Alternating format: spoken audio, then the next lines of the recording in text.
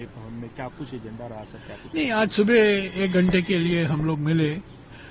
18 लोग थे, महासचिव और जो इंचार्ज हैं अलग अलग राज्यों के। तो पहली मुलाकात, पहली बैठक है।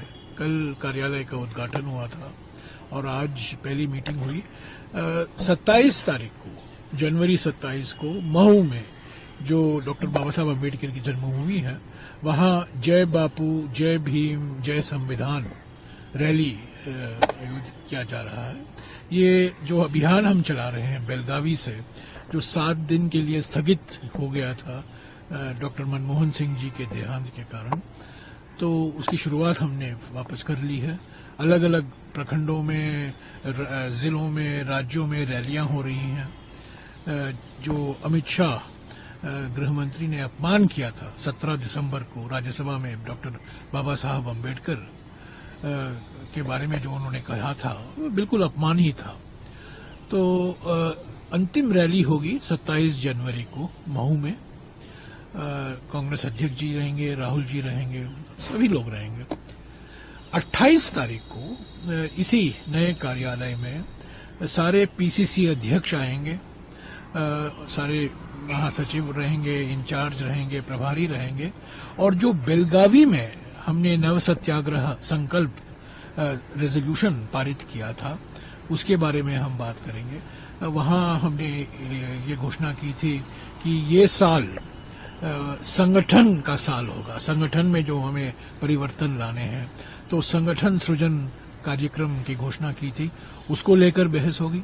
और 1 साल के लिए 26 जनवरी 2025 से लेकर 26 जनवरी 2026 तक जो हम संविधान बचाओ राष्ट्रीय पदयात्रा निकालने वाले हैं अलग अलग राज्यों में, जिलों में, उसके बारे में भी हम चर्चा करेंगे विस्तार से।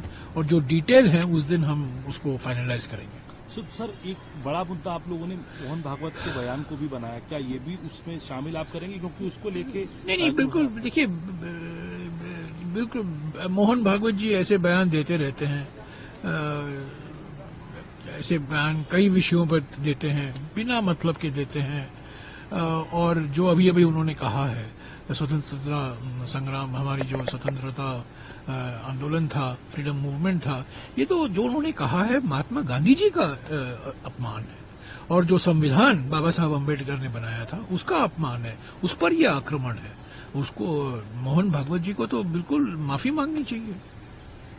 ये मैं समझता हूँ ये एंटी नेशनल है। मैं कल ही कहा था, ये एंटी नेशनल है। जब आप महात्मा गांधी जी का अपमान कर रहे हैं, जब आप संविधान का अपमान कर रहे हैं, क्या दिखा? ये आप उनकी मानसिकता दर्शाता है ना। ये आरएसएस, हमारी स्वतंत्रता संग्राम आंदोलन में उनका कोई योगदान नहीं रहा था। संविधान बनाने में कोई योगदान नहीं था।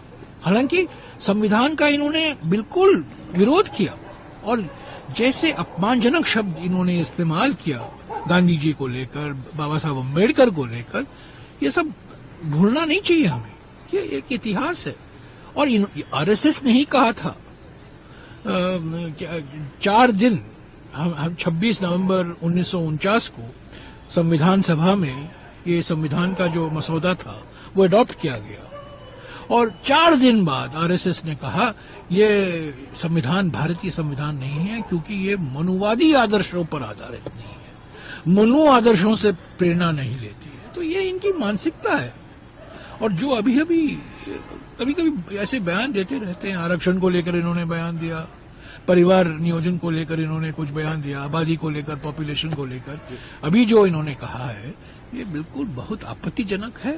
महात्मा गांधी जी का अपमान है, बाबा साहब अम्बेडकर का अपमान है, और मोहन भागवत जी को माफी मांगनी चाहिए देश से।